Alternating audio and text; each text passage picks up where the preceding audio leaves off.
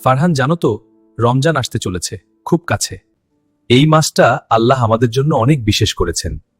রমজান মানে শুধু না খেয়ে থাকা নয়, রমজান মানে নিজের মনকে সুন্দর করা। এই মাসে আমরা রোজা রাখি এবং ধৈর্য শিখি। ক্ষুধা লাগলেও আমরা রাগ করি না, কারণ আল্লাহ আমাদের দেখছেন।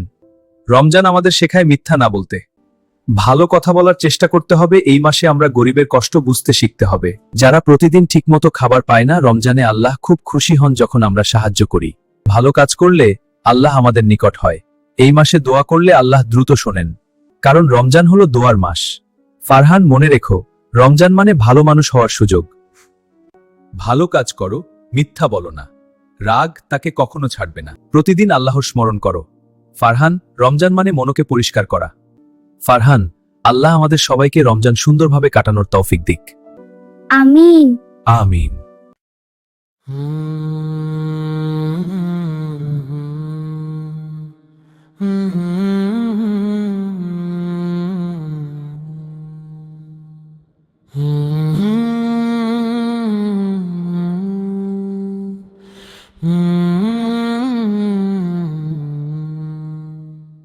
আলোয় ভরে এলো রমজানের নূর, মন ভরে যায় আল্লাহর সুগভীর দূর। ক্ষুধার মাঝে শেখায় ধৈর্য বিশ্বাস, প্রেমে মুড়ে দে অন্তরে সব ভয় দূর। রোজার তৃষ্ণায় মন খুঁজে রবের ছায়া, নফসের বাঁধন ছিঁড়ে যায় প্রতিটি ছায়া।